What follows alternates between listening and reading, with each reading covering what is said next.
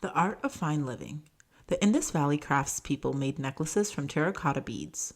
Others made jewelry from shells and ivory. They also used stones and metals such as silver and gold.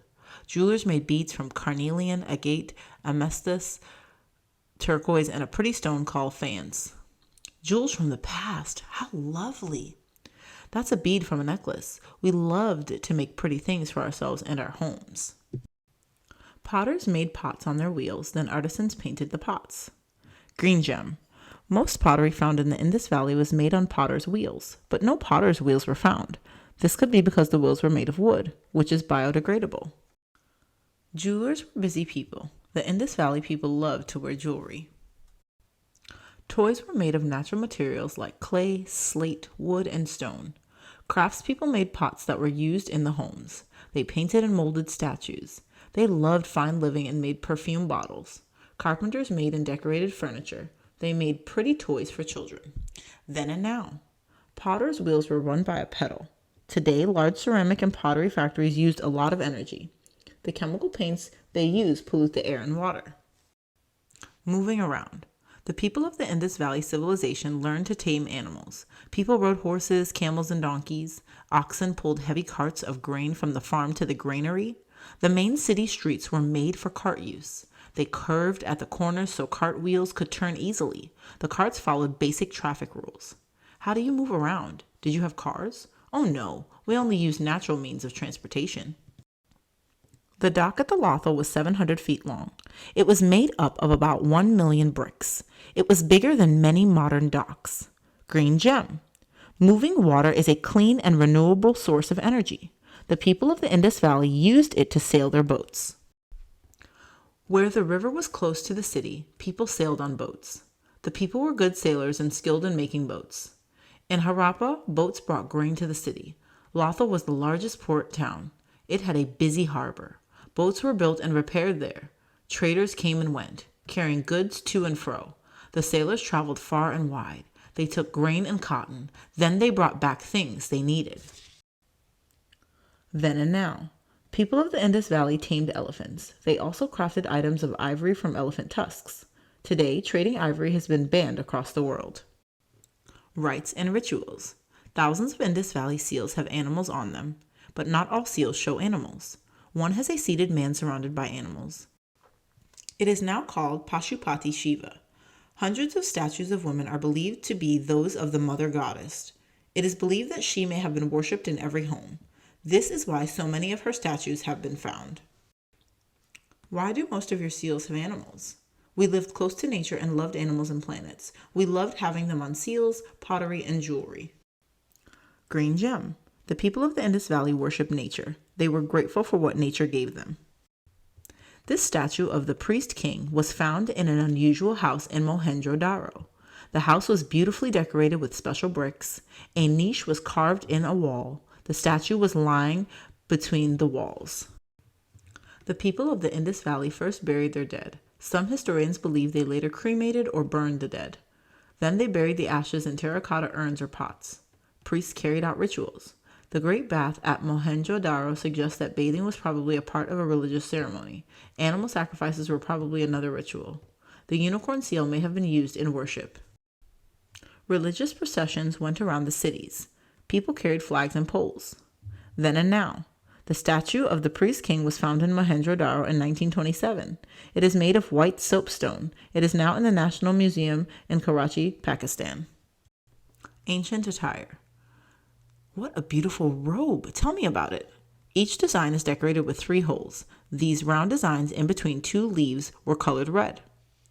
The people of the Indus Valley loved to dress up. Most of their clothes were draped and not sewn.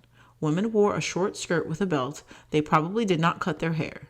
Statues of women found at the site show their hair tied up in fancy styles. Some wore fan-shaped headdresses decorated with flowers and terracotta cones. Some women spread their hair over a frame tied to the head. Over the forehead, they wore tiaras. Men tied their long hair into a bun held in place by a ribbon or headband. Often the band was made of gold and had holes for ribbons. The ends of the headband fell down the back. Both men and women loved to wear jewelry. They wore necklaces, bracelets, and bangles. Round beads were made into necklaces. Long beads were worn around the waist.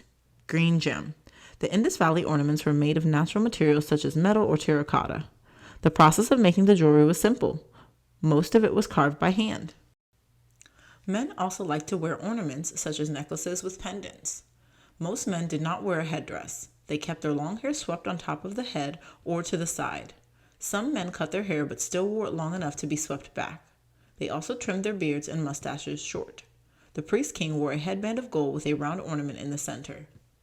The statue of the dancing girl shows that the Indus Valley women loved to wear a lot of jewelry. Women of the Indus Valley tried different ways of looking good. They wore fancy hairstyles, ornaments, and makeup. Then and now. The people of the Indus Valley civilization wore clothes of natural biodegradable fiber. Today we wear clothes that have synthetic threads that do not degrade easily. Mathematicians. The Indus Valley people were good with mathematics. This knowledge helped their traders and sailors. As buyers and sellers, they were one of the first to come up with standard weights. This means the weights were the same in all their cities. They could measure length and tell time. They made scales to weigh very small amounts.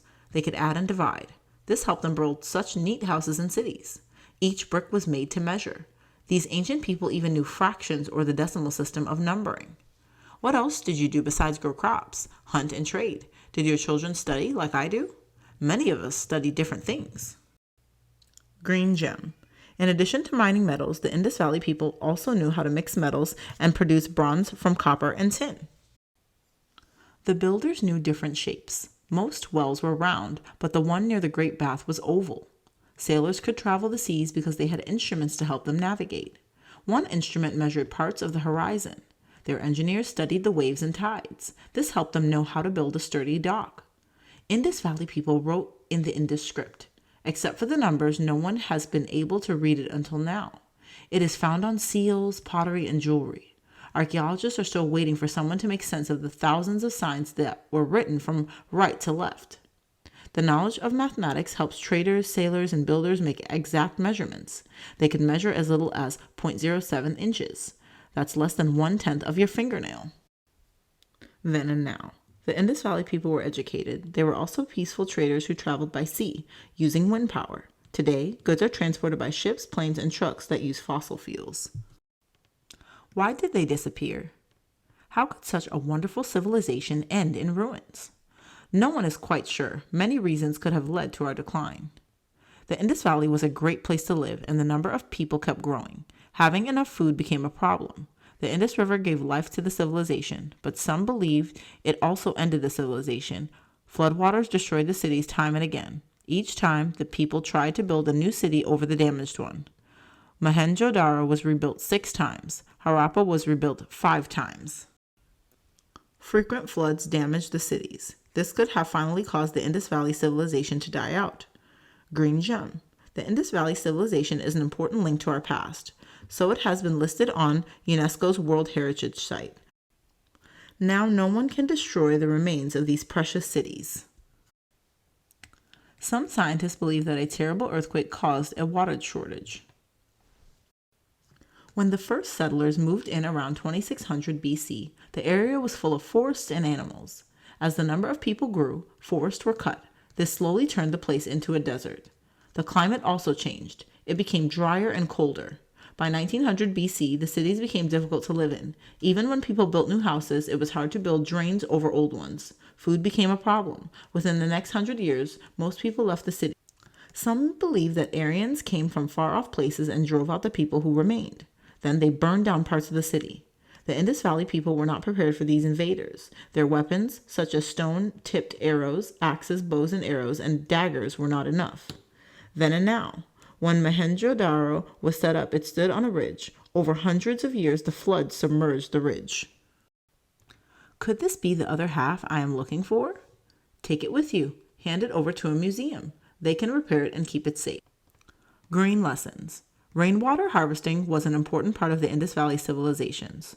The well-planned cities of this civilization were incredibly clean. This was due to their well-maintained drainage system. Natural products such as mud and clay were used to make pottery and toys. Solar energy was used. Homes were built with sun-baked bricks. People of the Indus Valley used tools made of wood, stone, and metal.